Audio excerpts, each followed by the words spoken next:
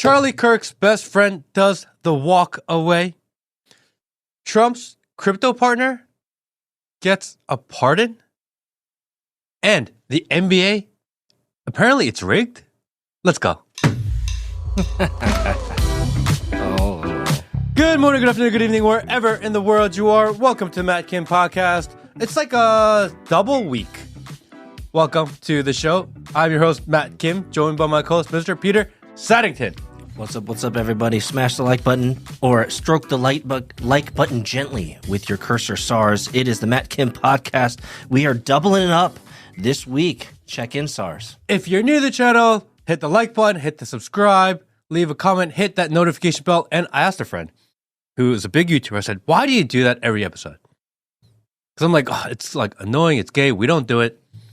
And it's like, when you talk to YouTube, they consider that a best practice. Oh. And for you not to do the best practice that YouTube recommends to do, like you're actually leaving it out there. And like, do they dock you for not doing it? I mean, they have a list of best practices. So when they look at your video or if they ever review you and they're like, well, this guy's not doing the YouTube best practices. So let me ask you this. Have you noticed that when someone says, smash the like button, that the like button on desktop glows? You notice that? Does it? They picked up the verbiage. Smash the like button. You'll see the subscribe button. If you're not subscribed, you'll see it glow, bro. Check it out. You'll notice next time. While you hover over the like button to press it, is it hovering right now? Why don't you let us know and leave a comment? Stroke it gently. Smash it hard. Stroke it gently. And check in, SARS. Let us know where you're from. Yep. Because in this crazy world of psyop, over psyop, over psyop, over psyop, over just best friends walking away, and we'll get into that. People may feel alone. People feel like, what the hell is going on? You're like, dude, I'm here from India, Sar. Cool. Stay away from the poo farm. Stay away from the Poo Flinging Celebrations that are going on. I saw that video. That was wild. Bro, I don't want to talk too much about it because, now people are going to be looking for it. Let me just say this. There has to be a point in life when you say to yourself, as you get smacked in the face with a bunch of poo, enough's enough. But whose poo is it? It's a lot of poo, mostly from cows, the sacred ones. So, there has to be a moment in life where you look up at the stars as the chaos is whirling around you and poo is flying everywhere. And in the moment in slow motion, like Hollywood, as these little speckles of poo hit your face, there has to be a realization. Oh, you're like drooling. You look hungry. What the fuck am I doing in life right now? Look at Peter licking his lips, talking about that cow poo. Feeling pretty good. There has to be a moment in life where you're just like, why am I here? What am I doing? Anyway, I watched the whole video. And Don't watch the whole video. I had a couple of gag moments where I was like, okay. Yeah, all not right. safe for work, guys. If you've made it this far. And it's not AI. I'm not AI. I'm here, guys. There was a lot of recompense on the last episode. You're like, oh, no, Peter. Peter's here. I'm back, guys. Welcome. Check in, SARS. And wait, before we move on to our first topic, guys, have some God in your life. Oh my God. We are filled. We do have to talk about this. We are filled with godless people. A bunch of godless heathens. So many. I swear. Let the man preach. I'm like in the chat watching. I'm like, oh my gosh, guys. Let the guy preach. Dude, so I was watching. We're talking about the last interview we had with Tyler Sturban. Pastor Tyler Sturban. I was on the live. You know how when I'm usually on the live, every 5 minutes I'm saying check in star. Yeah. I just couldn't do it because every other comment was just this godless heathen chatter of who is this guy? Oh, Matt's drinking the religious cuck brigade. He's drinking the Kool-Aid of the he's talking about the man in the sky, the spaghetti monsters. It's like, bro, what? Is that why America's in trouble? Is that why the world's in trouble? Have some God in your life. It's good for you. Holy cow, man. Bunch of heathens. I got a question for you. If you We're really good friends. We've been very good friends for a very long time. Yeah, we've been doing this show for 2.5 years. Yeah, 2 years. We used to drive Lambos together back. We used to hang out a lot. Yeah. If you saw me get shot in public and the crowd around is in panic, would you just walk away and leave? Bro. Bro. I would be the first to be running up to you and saying, "Oh, my zero income revenue stream is gone. Why?" That's what that would be. That'd be the first one going, "No, my zero income revenue." Okay. Absolutely. And I then got blood all over my hands. Imagine if, because that's at zero income. Imagine if there was income. I'd be like, "Oh, my $5 income is gone." Dude, bro, as long as we've been trucking and we've been doing this, if you were on the road 24/7 and we actually had money to finance such an enterprise, and I were to be your secondhand man, taking the B-roll behind the scenes, videotaping you going to your events, getting off the plane, getting prepped, doing your prep talks, talking to your admin, getting everything set up, throwing out hats and swag, getting ready. If I was following you and then suddenly you were shot in the face, I would probably be so fast to action. The people on the internet would be like, "That has to be AI. He moves so fast." Trending in the news and trending, I don't even know in the news, trending in the back room circles In the internets. is this video of Mikey, I don't know his last name. Oh, we can look it up. Char- Charlie's coordinator and right-hand, chief of staff and right-hand. Charlie Kirk's chief of staff, and his reaction to Charlie Kirk getting shot. Yeah. And this video, because when you told me this morning about this, I was very dismissive. Yeah. And I was like, come on, man. That's so stupid. And then I watched it. And instantly I was like, he's in on it. Let's roll it real quick. It's Mikey McCoy. Mikey McCoy. Let's watch this real quick. How does he react after Charlie gets shot? Let's watch how he reacts. Mikey is still there, phone in hand, still filming, still texting, still talking. Charlie is about to be killed. Mikey's still standing loyally by right there. And then let's watch him walk away. So he goes behind it and he comes out right here. He just walks away. There he is, walking away. Wow. So there he is, walking away. That's him. That's him walking away. There you go. So you guys out there on the interwebs, you guys can look up these videos themselves. It's surfacing, and something Will commented on before the podcast even started, which was exactly appropriate, which is the longer that this goes on, more evidence is going to come out because everybody has cell phones, everybody has cameras. And these internet sleuths have 18 hours a day to do nothing else than to pour over every single micro fraction of a scene of what happened at Charlie Kirk, and stuff like this is going to come out. But your question and your build up to this idea is quite profound. E2 Brute, is that the question? I mean, Candace, who took a little hiatus, comes back and she does this little live stream or this little show, and she's like, I think Trump's in on it. She's like, I think he's in on it. And by implying that he's in on it, also implies that Erica Kirk is in on it, implies that the whole thing is an inside job. Yep. Which was actually my gut reaction. That's why I said day one, I feel like this inside job. Yeah. Everyone was like, no, it's like the Jews, it's Israel, which I don't think they don't not benefit. Yeah. But to me, it smelled like this crazy inside job. Yeah. And then now we're seeing all the people involved and the post-campaign of these people that are alleged or seem really suspicious, their rhetoric and what they're saying once they go out into the world. And they're everywhere. They're on this Charlie Kirk kind of campaign, which is like really disingenuous. Well, the campaign essentially is nothing to see here. Don't talk about it. It is what it is. Move on. We have things to do. People are like, oh, the No Kings rally was funded by Soros and it was all organized. Dude, this Charlie Kirk, post-Charlie Kirk campaign is funded and organized. Rally, not a big deal. This shit, whoa. And I'm glad we're still talking about it. I know I put you onto it early this morning, but like this stuff it's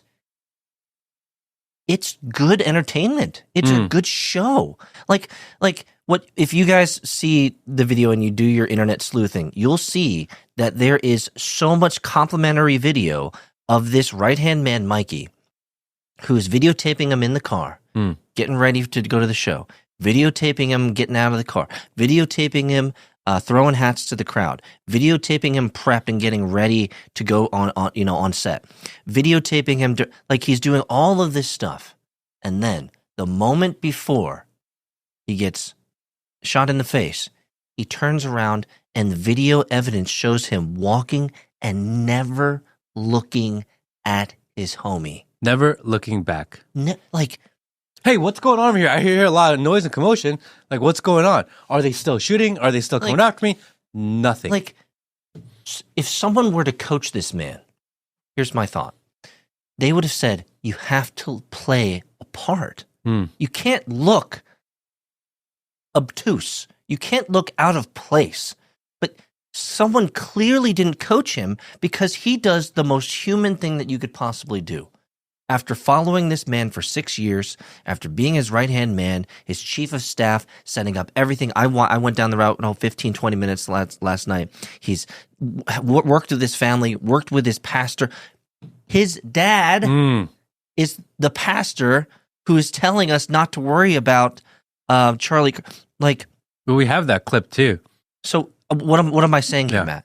I'm saying the man spent 6+ years with Charlie, documenting every facet of his life. And in the moment where it matters the most, he doesn't even look to see what the rest of the show, the end of the story, the end of the chapter looks like. Like, bro, would you turn your back on me like that? No way. And it's crazy. Like, the only reason that you would walk away and turn your back and keep on Because walking, he's human. it's the guilt. And you say he wasn't coached. He was probably coached. Yeah, but the guilt's too strong. He just couldn't deal. He's like, dude, it's like, It's the movies. yeah, it happens. He's like, in the buildup, you're like, yeah, this is good, bro. I'm going to get paid. This is going to work out. It's going to work out. 30 shekels. And then after it's done, you're like, what did I just, Yeah. what was I a part of? Right. Just like the movies, every time when the best friend disowns, disavows, gives up. Instantly after the act. Right. It's slow music, slow panning, and he doesn't watch his homie get the axe. Right? And then the next 15 seconds is the slow music, and then where does the scene move to? Him in his room, dark. He's showered. He's looking up at the ceiling, and you could see in his blank, staring eyes, his soul is gone. That is Mikey. And can I? And this is what I really wanted to talk about. Not the fact that it's clearly a gigantic conspiracy, and there are so many moving parts, and so many people are showing their humanity in video evidence that they are human, but their humanness is revealing that they're in on the game. Is that fact that Mikey's dad is his pastor? Yeah. Let's roll this clip of his father real quick. With this conspiracy, get over yourself. Dan is a believer. I love that man. This is Charlie Kirk's Why didn't he check the roof? chief of staff's dad. I don't know. I do know that they do. I know they have a limited detail. So he's preaching. Why is he President like? Trump was shot. evangelizing? Kennedy was shot. Why is he? RFK was shot. Okay, so we're Where creating were a they? precedent here. There's People are some shot. things, no matter how hard you try, and especially with Turning Point growing exponentially and trying to figure out the dimensions of what to do. And how are they supposed to get on a roof when the campus police Why are have you the keys talking to about all this? that? Just calm down. Oh, just calm down. Don't talk about it. And I'm sorry. What's the latest one for all you anti-Semites? The Israelis put a hit on him? Oh, please. Just take your hate elsewhere. Don't, man. He's so in on it. He's so in on There's it. no credence in any of that. None? You had a man raised in a God-fearing home that got twisted and indoctrinated. And, okay, You only go out and say those things if you're guilty. for the godless in our chat, I understand why you would be when you see guys like this up on the pulpit, like spewing propaganda at the congregation, and you watch and you're like, dude, this is not what it's supposed to be like. Yes. So for those Fair that enough. feeling separated, I get it. Fair enough. Just want to circle that back. Bad example of what a pastor should be. Exactly. Dude, this is wild. I don't understand how they have this coordinated. When they coordinate and when they tell you who you can't criticize, when they tell you who you can't talk about, you know who's in charge. That's right. And so this is the issue I really wanted to talk about, and it sounds depressing, but I wanted to make sure that it comes out of me in my mouth because I feel like it's important to talk about, Matt. This is how deep the rot goes. You have Christian pastors who are in on the game. Yeah. This is like, I don't know if people, well, we have a lot of godless creatures in our, we love you, SARS, but find a little bit of Jesus.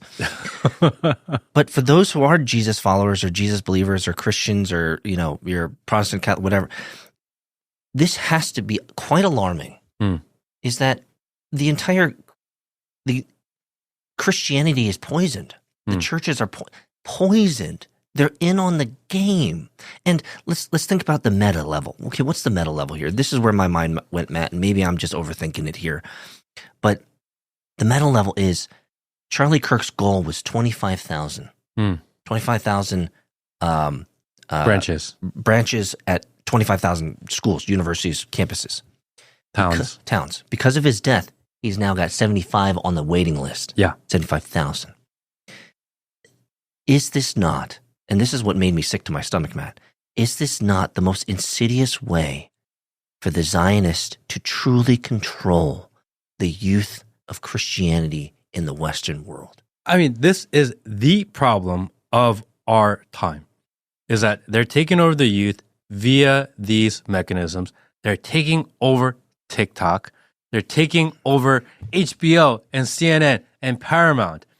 They're taking over all of it. Everything children are consuming, everything children are being educated, everything on the religious side now. I mean, are there other organizations other than TP? Yes. But They're the big one. They're the biggest one, and they are about to grow by an order of magnitude. Yes. This is deeply concerning. And I wanted to say my piece. I've said my piece. I'm concerned about it because have we not talked in previous podcasts before, Matt, about, let's just say, a revival of sorts? We've talked about it. Let me ask the question. Do you still believe there's a Christian revival happening? Considering all, so has the tide turned? Because you did have a little bit of fervor in previous. I mean, this was maybe a year and a half ago. Year and a half ago. Yeah. I think we mentioned it last time, is that I thought there would be some sort of revival or movement after the shooting of President Trump. Right. Because everyone went to church the day after, and then you've realized that just fell flat on its face. And then now you're, after Charlie Kirk, people are like, oh yeah, more people are consuming Christian content. And then the sales of Bibles and Christian merch has gone up. And I'm thinking, no, like the economy of Christianity is just what grew.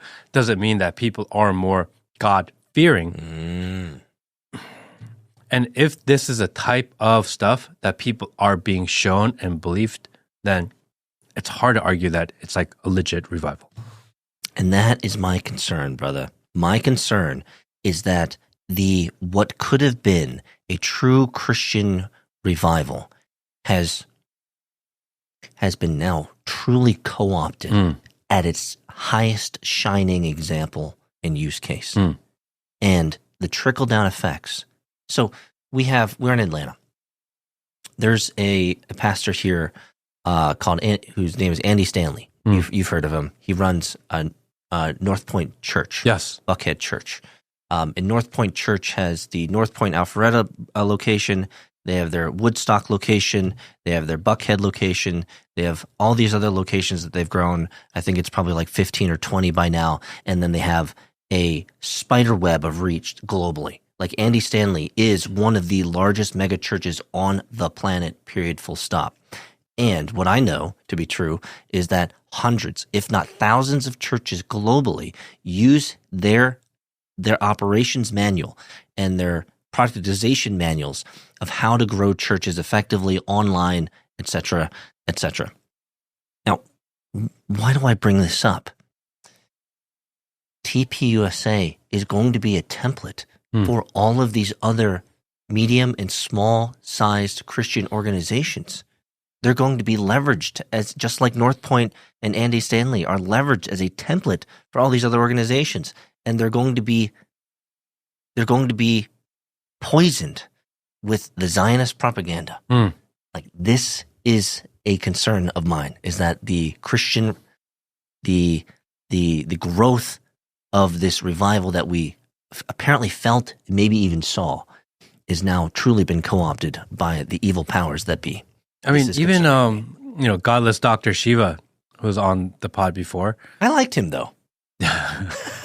He was quite inflammatory with his language. He was like, it's not just the Jews. It's not the Jews actually. The biggest problem is actually the Zionists. The Zionists, the Jews are just a religion and they believe what they believe. And actually, when you blame the Jews, it's not blaming all the Jews, because the reality is that a lot of them are against this stuff. Fair enough, but at the same time, the majority don't help. But the funding of things like AIPAC, of these politicians, of all of these different things, it's these Zionists who actually, even like a Benjamin Netanyahu, who says he's from Israel, is not actually Jewish. He's just this Zionist. When they infiltrated into the United States and went to the government, it was the Zionist. It was, Teddy Roosevelt, who was the first Zionist president. It's these Christian, Texas oil money billionaires who are not Jewish, but these are these Zionists. They bought into the Zionist game plan, yep. And I was watching this video of Ted Cruz at this Christian Zionist for Israel conference that they had. Yeah. And he was talking about giving $3 billion, monthly to Israel is nothing, and you have to do it. And if you hate this, then you hate Christianity. And it's like, no, wait, how do you combine the two? Like, who decided that? The propaganda it has confused and confounded so many people, Matt. It's a problem. So can we get to the base of the doctrine? What's the end goal of Zionism? Let's make that profound and clear. Yes. What is it? The end goal of Zionism is to build greater Israel. Yeah. It is to build this third temple of Jerusalem. Yeah. It is to usher on what they believe is their Messiah. Yeah. And it's interesting. We've had an entire episode on this. The Jews want to usher in to bring their Messiah. It's world domination. The Christian Zionists want to bring their Antichrist, because they believe that they're going to go via rapture to heaven before at the emergence of enter. It is men in power with too much money, too much time, that are trying to play God by forcing the end and collapse of society. They are accelerationists. Yes. Like, can we not forget the core goal of Zionism, which is, how can we ensure that everyone hates us so that we go to war and then we can bring the entire end times to fruition? Yes. So wait. Peter, say that again. What did you say? Let me say it in this stupid second grader terms. The Zionist goal is total war. So how do we get the entire world to go to war with Israel? How do we get everyone mad with this one nation state? I know, do the most heinous and horrific acts against humanity, which is not hard. It's against children. So, if you do the most heinous and crazy acts against children, then everyone will hate you, will go to war, and then everyone will perish and die. Like, if we understand this at the base as the core reason for all of this stuff happening, then the answer always is, Matt, how can we stop it? How can we stop it? And the Zionist project to infiltrate and now co-opt all of the young Christian minds of the Western world is only going to accelerate this end goal result. That's what I'm concerned about. Maybe I'm a tinfoil hat wearing guy, but I think we've basically written down or expounded on the core goal of Zionism, and if everything has a clear means and ways towards that end, Matt, it seems like a terrible idea. Terrible idea. Well, playing God is always a terrible idea. And all the people that seem to have immense amounts of power are just trying to play God. Bill Gates is trying to play God. And, they're like, oh, the price of beef is going to go up. Price of beef go up. And they're like, oh, no, we don't have beef. We're going to crush the American farmers and the beef and the ranchers. Oh, we'll just import more beef. But they're like, oh, well, we can't really get quality meat for them. And then all of a sudden, Beyond Meat. Soylent meat? Through the moon. Exactly. Exactly.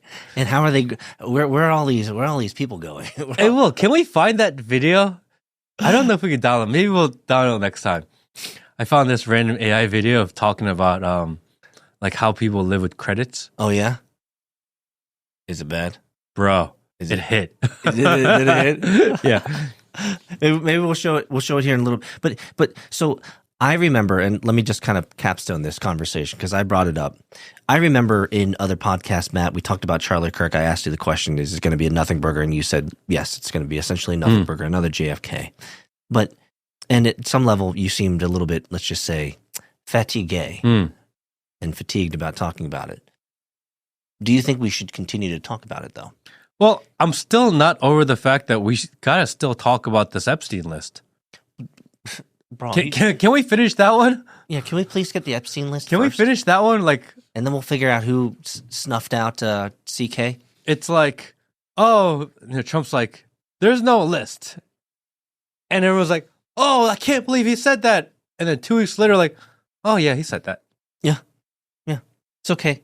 Give him a pass. Yeah, it's over. It's okay. Giving out passes seems to be a common thread these days. I love the transition, buddy. This podcast episode was brought to you by VP.net, the only VPN that can't spy on you.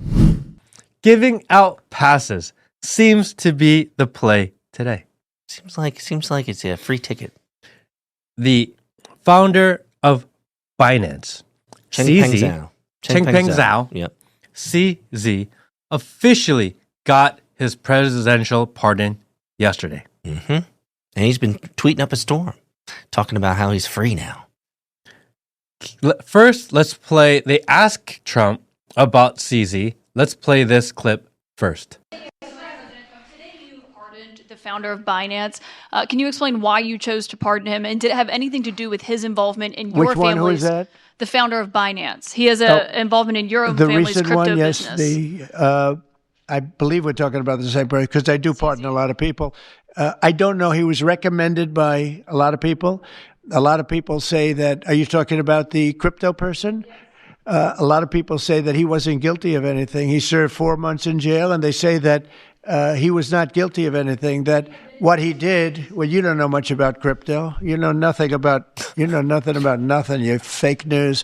But let me just tell you that he was somebody that, as I was told, I don't know him. I don't believe I've ever met him, but I've been told by a lot of support. He had a lot of support, and they said that what he did is not even a crime. It wasn't a crime. That he was persecuted by the Biden administration. And so I gave him a pardon at the request of a lot of very good people. So, okay, couple things here. Number one, you can't just say you don't know anything and then you're fake news and then just like blow it over. Like that shtick is getting a little old. That shtick has been old for a long time. It's like any reporter asks a question, which I think is a legit question. Yeah. He's like, you're fake news. Like, well, no, that's a legit question. Like, you don't know anything about crypto. Well, you don't know anything about crypto. You didn't even know who this guy was. Yeah. He's like the most famous crypto scammer in the world. And you're like, I don't know who he is. Let me ask you this, Matt. If you don't know who he is, you don't know crypto. You can't call someone out for not knowing crypto when you don't know who CZ is. It's ridiculous. Well, let me just ask you a simple question, man. Would you ever forgive someone who you don't know who they are? Like, I'll pardon. Well, let's change the word from forgive to pardon. Would you ever pardon someone who you don't know who they are? I mean, I would think a presidential pardon is something that has a little bit of weight to it, doesn't it? I mean, it's kind of like important. So when Biden pardoned a bunch of people and they're like, oh, it's just auto pen. He don't even know who they are. Well, he just said, I don't know who I pardoned. How is that different? I don't actually think it is, Matt. He's like, oh, Biden, he just pardoned a bunch of people. He even know who they are. I don't even know if it was him pardoning him. You just said you don't even know who you pardoned because I pardoned too many people. All I know is this presidential pardon idea seems like, man, you could do a lot of damage. You could pardon a lot of people because clearly it has very little weight and value, Matt. So a little backstory for can we people just who don't know it's easy. Let's just quick background, okay? He is the founder of Binance, which is one of the largest trading exchanges in the world. Yep. One of the OG ones. Yes. They were actually banned from working and operating in the United States because of their lack of KYC, AML regulation and oversights. They did not have enough documentation, and they did not ask for enough know your customer information. That's it. The United States government came after him because they were still allowing people from the United States to go onto the exchange. Yep. He pleaded guilty. He paid a large fine. Yes. And he did 4 months in jail because he's like, dude, I'm guilty. I did that shit. Yeah, he did. They did not go through, let's just say, the right regulatory channels and have all their I's dotted and their T's crossed. And he pleaded guilty because they did not want the U.S. government to dig even any further because he was guilty as fuck. Well, if they get you on one and they say that they're going to get you on one and then they'll leave you alone, sometimes you have to count your eggs and say, you know what, we'll take the one. Let's leave the rest of the hen house alone. And Binance is probably one of the most largest known manipulators of crypto and the price of Bitcoin. Bro, I used to be a deep OG user of Binance. Yes. And I was very sad when they shut down their services in Georgia. Unfortunate. But yes, let's just say the manipulation was strong with that one. So that was 2023 and 2025 when President Trump, the Trump family, because you can't say, well, I don't know if you can say President Trump or not, because when you go to the World Liberty Financial website, he's the first name on the website as the team. Yeah. It's Donald Trump and it's Eric Trump and Barron Trump. It is Steve Witkoff, who is the guy running the Gaza project. Right. And his two sons that are the founders of World Liberty Financial, who are partnered with a guy named CZ and Justin Sun, who is the other known crypto scammer. No question there. And also does advisory work for crypto for the CCP. Both not Americans. So Some Trump interesting connections. So the Trump World Financial, they launched their stablecoin, USD1. Really? And what value would that stablecoin have, Matt? At that time, nothing. Oh, okay. And then MGX, which is a sovereign fund of Saudi Arabia, they invest $2 billion into Binance. And then they take that $2 billion from Binance and they invest it into USD1. Well, you're immediately creating a liquidity pool and value and a market? Amazing. After the money goes into USD1, CZ admits to apply for his pardon. 5 months later, he gets pardoned. USD1 is now backed by treasuries, which yields $60 to $80 million a year for World Liberty Financial. Wow. And I'm sure, which was a very legitimate question, does pardoning CZ have anything to do with your crypto business? I find it extremely difficult to say it has nothing to do with it. And he's like, oh, well, I was recommended. Is it possible that the people involved in your crypto business recommended pardon CZ? Matthew, you failed to realize that every other day, trillions of dollars, billions of dollars are invested randomly into tokens like this. So you can't blame Trump for the timing of creating a stable token and clearly realizing there's tens of millions of dollars of yield per year for doing absolutely nothing. The only problem is you have to have lots of valuation and a liquidity pool to do that, and you actually have people who give you the money to make sure that it's actually worth that value. Man, this happens every single day to random tokens like Fart Coin and Pussy Coin and Puncher in the Pussy Coin. Well, or just Trump Coin. Or that one. Or Melania Coin. Out of the millions that are created every day, the random stroke of luck, it just happened so. And the Saudi guy, right? He's like, he's not a serious financier, is he? He just took a stab in the dark. He was like, Trump coin? Oh, Trumpo. Yeah, let's throw $2 trillion at it. Yeah, that sounds good. This is such a clear example of pay to play. Bro. So obvious, so clear. We talked about it day one when you launched the Trump meme coin. We're like, dude, this is fucking wrong. And then when you had the World Liberty Financial and they launched a stable coin, and then they had their Trump meme coin dinner, and they were selling that and trying to get people to buy it. We're like, this is wrong. Then they announced the Melania token, early access. The Melania token, Eric Trump going out there talking about, oh, yeah, you can't believe in gold. I would go after Jamie Dimon.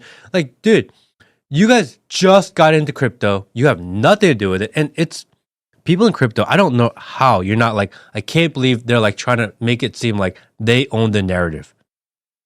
There are so many people that put in a lot of work, that put in a lot of sweat, equity, that risk their lives to even create a crypto economy. And here come the Trumps doing all the shit that everyone in crypto was worried about, which is that the whole thing would be rigged, that the whole thing would end up being centralized, that companies like Coinbase would be able to shut anyone off anytime you want. They're like, oh, no, I have my Bitcoin, it's safe. Well, Coinbase can control you. Everything that the crypto community feared would happen, Trump and his team are literally doing and taking ownership of doing and doing it in your face and getting filthy rich doing it, leveraging his name, his brand, his reach to do it. It's not a fair game. The whole thing is rigged. And if you're helping him make money, we'll give you a pass. I think we just need to realize that politics is a game and you're not part of it. You're not invited. You never were. And what is always a fascinating model that where the pattern is abundantly obvious is that every time you get into politics, if you do politics well, you come out of politics exceedingly wealthy. And it seems like the Trumps, and let's just say the Trump bandwagon, are milking this system quite effectively. And this pardon, when I heard about this pardon about CZ, I understand the legalese behind it. I understand, as someone who deals in I have to fill out the same financial stuff that he does, just at a smaller scale, obviously. I can understand the misstep. I can understand not fully filing everything. But I also understand how much machinations and how much finagling and how much mechanisms and algorithmic trading and wash trading, don't even get me into that, is happening behind the scenes. So CZ cannot be, let's just say, truly washed white of any guilt here. But what he has done is he's certainly gotten away with, let's just say, trillions of dollars of moving money. A simple slap on the wrist. 4 months? Would you do 4 months for trillions of dollars of money? I think you'd. I think you might take that. I don't think he was slumming it in jail. I don't think so either. And now the narrative and now the story is, when is SBF going to get his pardon next? He was just a tool, man.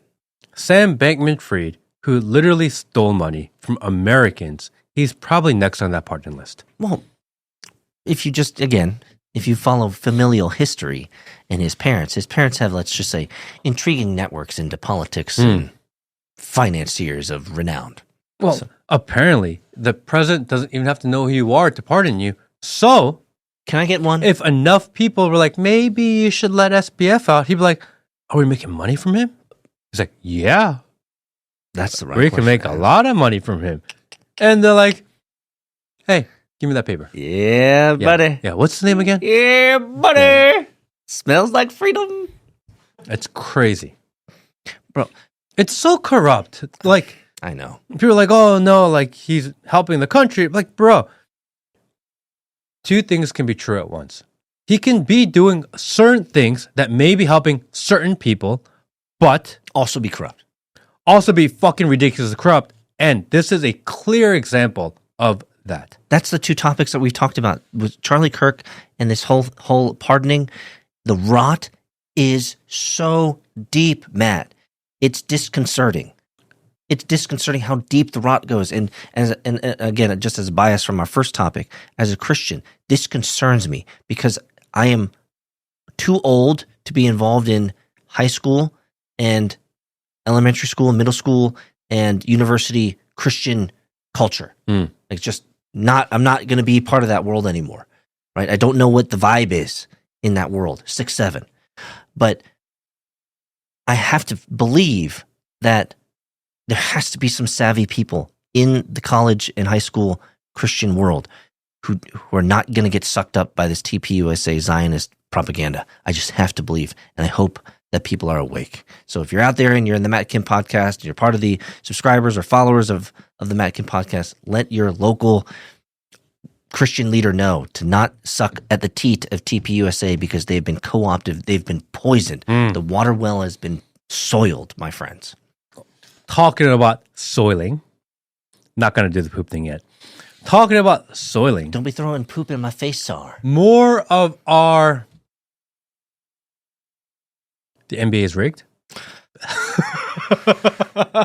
Bro, like, you want to say something, or you want to let me say something? I don't know. I have my comments on this, but Bro, the NBA is trending in the news because there is this drama of how certain players, coaches, athletes were intentionally throwing games for their prop bets, that they were involved in. Chauncey Billups was involved in these high stakes poker games, and they were wearing like x-ray glasses and x-ray contacts so I could see the cards. And they were doing it with like the Gambino crime family and the Italian mob. Dude, this is gonna be a Netflix movie one day, by the way. bro, I'm gonna watch it. it's gonna be like one of those comedy shows, though. And then there was some news about maybe LeBron James is involved because apparently he's like suspended or something. I don't know if you could look that up, Will. The deeper rabbit hole is that all of these athletes have been throwing games for sports betting, making hundreds of thousands of dollars for not scoring, making sure the ratios are right. Like, and my comments about this, Matt, is that I never liked the entertainment of basketball or football because it's categorized as entertainment, which means it can be gamed, it can be scripted, right? These types of things. So I always knew basketball, football, all these things are scripted and they already know the outcomes. And we've seen evidence of that. And this is maybe sad for some people who like basketball and you know, the brown ball throwing around game, bouncy ball stuff. But is it bad for me? And I'll be the guy who has this take, Matt. Is it bad for me to be that guy who says, yes, thank you. I'm happy that this game of basketball is being ruined. I'm going to be that guy with that take because I just never respected the game. I just thought the characters in the game were not good. They're not good examples of humans. So I'm going to be that guy with that take. You guys can flame me up in the comments section later. What's your take on this? So Stephen A. Smith came out and he was like, this is Trump going after the black community, athlete community. They're coming after your leaders, etc. And he's such a blowhard. And that was like a horrible take because this investigation started under Biden. Yeah. This was an ongoing investigation for something like 4 or 5 years. Maybe Stephen A. Smith's on the take. He's been in the game long enough. He knows everybody. He's been around a long time. This investigation has been going on for a while. So that, unfortunately, for those that want it to be true, it's not true. However, I do believe that they are actively trying to break down black leaders. Same thing they did with P. Diddy. Same thing that they're doing with these athletes because they're trying to. Is that really your take? Yeah, I think they are. I mean, just an establishment in general. Not only black leaders, but every type of leader that's not associated with them. They're trying to rule. They're trying to have the government replace all leadership and community leaders. Fair enough.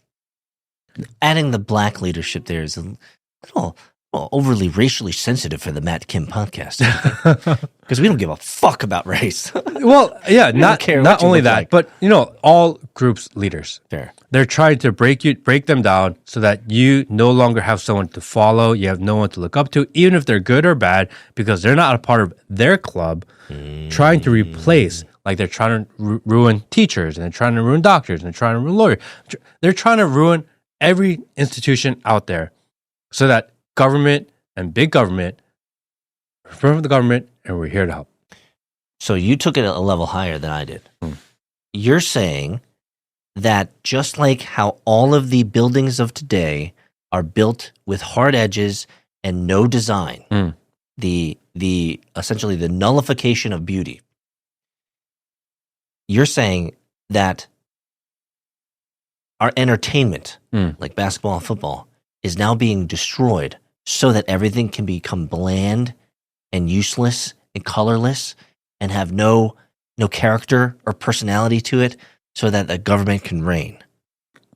I'm saying that I'm excited that brown bouncy ball games are stupid and I'm appreciative of the ruination of them. But you're saying the larger picture is the ruination of entertainment. Yeah, I used to watch a lot of sports. I don't watch a lot of sports now. But, like, who cares? It's entertainment. It is entertainment. And it just can be fun. Just like online gaming, people watch. And people watch competitive gaming. People, Fair enough. In Korea, I saw that they're doing competitive crypto trading.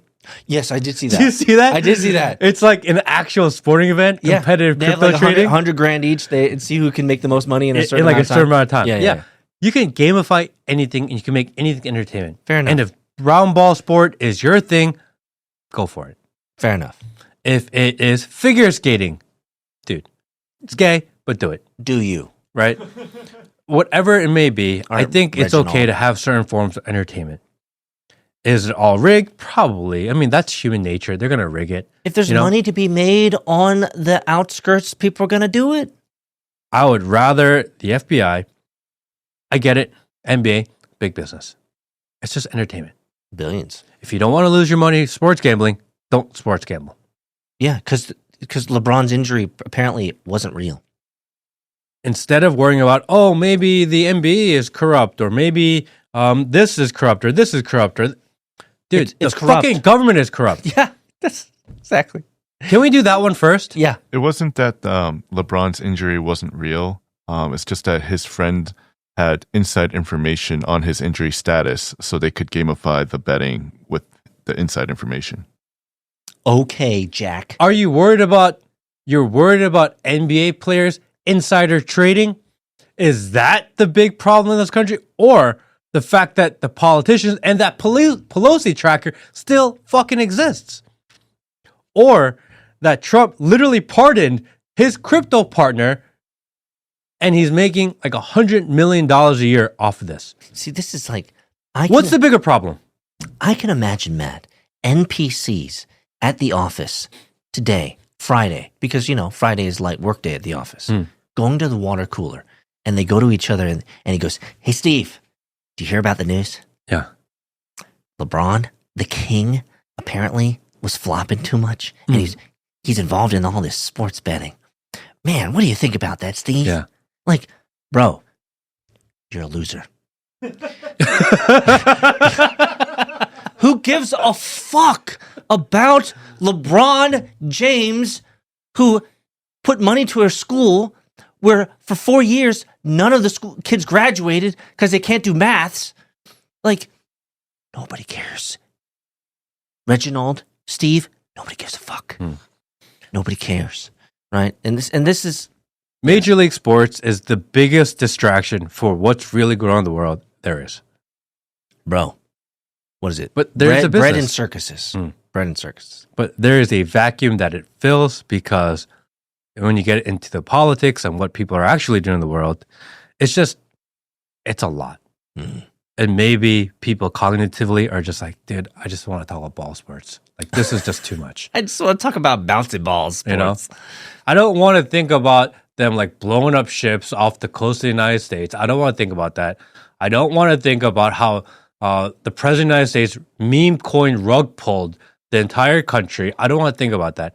It's like too much deal. I don't want to think about how the assassination of one of the most popular conservative figures in America was probably assassinated via inside job. I don't want to think about that. I don't want to think about how the United States government is owned by another country. It's just too much to think about. I don't want to think about that. Just give me some ball sports drama. You know what? Because at least that doesn't affect my life. You know what? And people are like, yes, fine, ball sports. I can deal with that. And the steak tastes good. Mm. The steak tastes very good. Speaking of steak, should we get lunch? We should. Yeah. Fuck off, guys. I want to talk about one more thing. All right. One more thing. One more. Did we go long? No, we're good. We're good. Oh, one more thing. One more thing.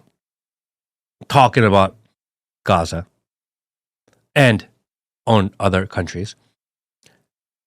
There was this clip in an interview on Sunday with Steve Witkoff and Jared Kushner. Here, those names come around again and again and again.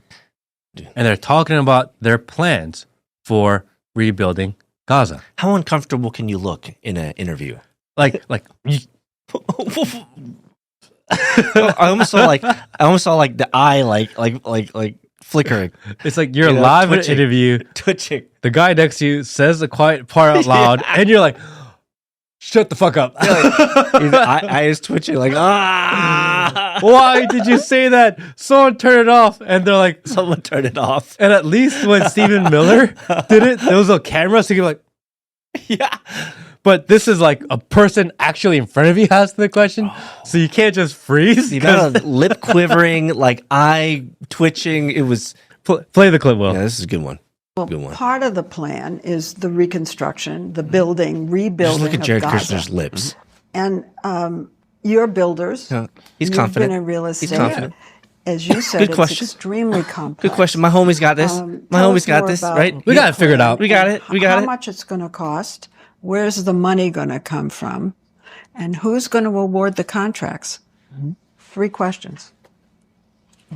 Fair questions. I think it's going to Okay. cost a lot of money. All right, What's my a lot homie of got money? this. The estimates are in the $50 billion range. It might be Okay, a yeah, little we bit talked about less, that. it might Yeah, be it's a one little meme bit coin, no more. big deal. We I talked happen about to think that that's meme coin. not a lot of He's money. also in that on region. the You board have of governments World that are Liberty gonna Foundation. jump Of course, on of in course. And So the Middle East countries are going to provide the money.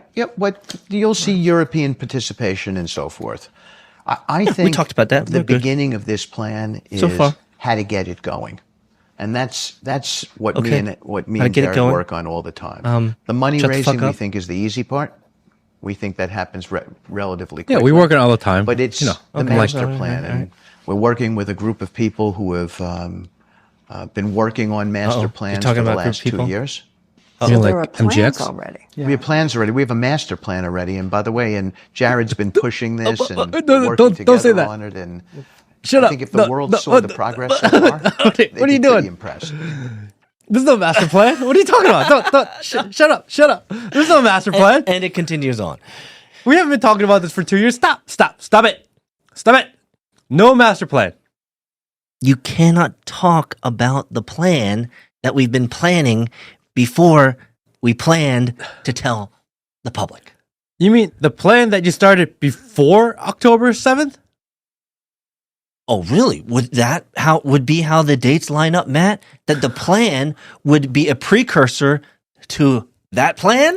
I mean, did the plan come first or did the catalyst event come first? And what he's saying is the plan came first. Well, if the plan was 2 years ago, then the plan was before the October plan. It sounds like chicanery is once again afoot, my friend. It sounds. But you can't talk about it. I can't. Dude, Matt. have you ever seen someone look that uncomfortable? Bro, you could see him building up. He was like, yeah, no, we talked about the 50 billion. Okay, we good with that. Okay. You talking about, okay, you talking about other people? Okay.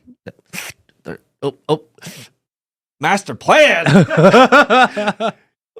That's where he's like, Ninja, the fuck? You can't be saying master plan. He's like, oh, he's got that big Mike balls in his mouth. And Steve Wickoff, he's like, yeah, there's a master plan. No big deal. Like, and Jared Kushner's probably like kick him in the knee. You know what I mean? Like, shut the fuck up. And he's like, no, like the master plan's great. It's like working out just exactly how we planned it. He's like, you're not supposed to say that. Look, let's be intellectually honest. We have areas in Texas. We have areas in South Carolina, North Carolina, Tennessee. We have areas in California. We have land in Hawaii. We have land masses in Ukraine. We have land masses in Israel, Palestine. It seems like whenever you want to, let's just say, take land, it requires a plan, Matt, to take that land so you can use that land for your own ends and means. Doesn't it seem like anytime there's a land grab, it seems like it's well coordinated and planned, Matt? Or is that just me?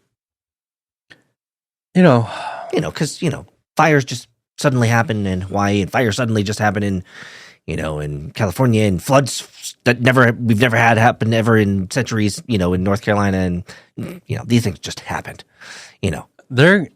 These group of guys, they're going to make ridiculous money doing this Gaza resort luxury project. Ridiculous money. Well, if you're going to be putting $50 billion into it, do you just use ChatGPT to put those business plans together? Or does it take years of work? Years of work. Oh, okay. With an expectation of ridiculous return. They're going to make a lot of money. Sounds like and then you hear in the banger. news that Trump was like, oh yeah, some rich guy just donated $120 million to fund the military during the shutdown. That's a lot of money. And I was like, oh yeah, and we've raised $350 million to rebuild and build this new ballroom. That's a lot of money. At the same time, inflation just hit 3% month over month again. We're back to 3% inflation, which we were not. I thought inflation was going down. We're at 3% again. And we officially hit $38 trillion of national debt. The highest it's ever been. $38 trillion. 6 7 6 7 6 7 $38 trillion of national debt. There is no way we can service this debt. No way. $38 trillion. It was at 37 just 2 months ago. $38 trillion. What are we spending this money on, Matt? Where's it going? I hope it's not going to like foreign countries, because that would be irrational for us to do. How much does it? And last episode, we talked about how private equity is getting involved in the funding of the military. 13 trillion right there. And then you're like, whoa, you need a way to you have to use those missiles. Yeah. And then we're seeing them just throw missiles at fishing boats next to Venezuela. You're like, huh? There's literally some analyst in that dungeon who's like, fuck, they're telling me I have to spend these $12 billion. 12 missiles. Just do them. 12 missiles. There's a boat somewhere. Just blow it up. When I was at lunch with James, he told me they were tracking this boat. Can we just blow that up? That's exactly how it is. Just blow up the boats. There's $1 billion right there. Blow it up. Spend the money. They are just burning money, burning cash. They have no plan in place to reduce the deficit, and it is now $38 trillion. At the same time, the same people that promised to fix this problem are getting filthy rich, and all the donors that are convincing to come back in and pay for play, they're taking that money for projects that don't fucking matter. No one cares about a fucking ballroom right now. We have $38 trillion in debt. Fix that problem. I'm with you, man. You need a gold-colored ballroom? Like, that's important right now? Your priorities are so off. I want to pardon people that I benefit from personally, that I will make money. I want to blow up and kill women and children because I can build luxury homes, luxury condos, luxury resorts, and a new golf course. That's important. But the fact that every single American owes over $100,000 in debt because of the United States government, that's not a problem. It is.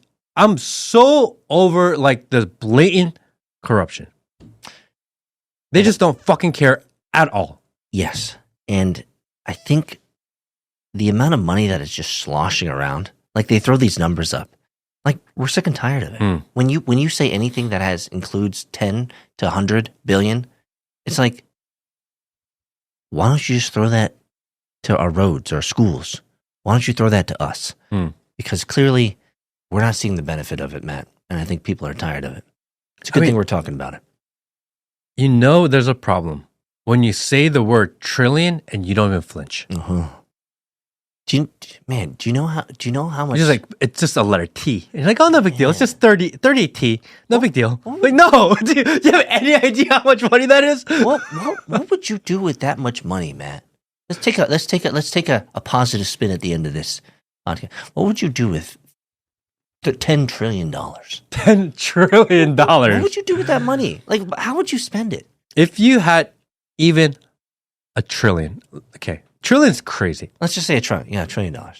Let's say $1 billion. I mean, $1 billion, yeah. Well, trillion's too much. Yeah, $1 billion. If you had $1 billion, if you had $1 billion, you can spend as much money as your heart desires on whatever you want in your life at any given time, and the next day you'll have more money. Yeah. You cannot outspend $1 billion. Yeah.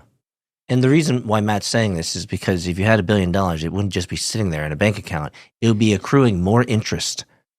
Even at like, if we just follow the S&P at, let's say 12.5%, which is really marginal. But if we just follow the 12.5%, literally you don't have enough hours in the day to spend. You cannot spend it all. Because you say, oh, I'd buy a car. It still takes you an hour and a half to buy the car. Yeah. And then it takes you another hour to drive it home. I'm going to buy a $500 million mega yacht. Great.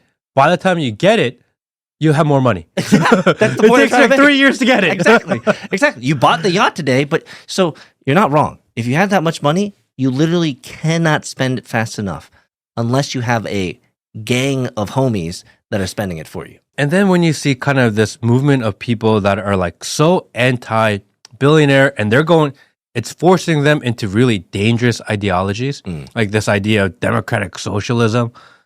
I get why they believe in that. Because they're so sick of the corruption of the top of capitalism, that they get pulled into ideas that actually are pretty dangerous. But I get why they go. Because what they see is these billionaires who they can't possibly spend enough money in their life that they are just taking more and more and more and more and more. And not only are they doing it, they're leveraging their relationships with government and the administration, and they are helping them take even more. Yes. And when they get pissed off, I get it. Like, no, like that democratic socialism idea, it's a fucking bad idea. But I understand why they believe it. Yes. And the problem is that all of these people have never read Animal Farm by Orwell. Have you read that? Yes. Okay. Let me give you the end of the story. Spoiler alert. The end of the story are the pigs, because they're the smartest of the animal bunch, are the ones that have to deal with the humans to manage the sharing of resources across the animal farm. And the end of the story is that as all of the animals, the hens, the chickens, the goats, the horses, the cows are all looking in at the pigs, negotiating at the table with the humans, the equality of sharing all the resources. What they find at the end of the story is the horses and the hens and all the chickens could see no difference between the pigs and the men, because they were all laughing together as they were splitting the spoils of all of the work. And so, most socialists, if they had read the book Animal Farm, would realize that the end result is you're just giving away your autonomy and your sovereignty to oligarchs who are just going to laugh and play poker at the table while betting on LeBron James breaking his ankle this Saturday. Bro, that's the game. If I gave you $1 billion now, what's the first thing you would buy? Me? The first $1 billion. Oh, that's easy. That's easy. I'd buy a new race car. I'd buy my son a new race car. That'd be the first thing I'd buy. But after that, I would not. The $1 billion would do nothing else for my life. It would not make my life that much better, frankly. Honestly. Like, you know me. Like, pretty much achieved pretty much everything I kind of wanted in life. Yeah. So, money would, like, I'm really, I can say I'm really blessed in this regard, in that I literally have only one goal in life, which is to drive cars with my son and to help him get a pro drive and to marry my daughter off. But other than That's sweet.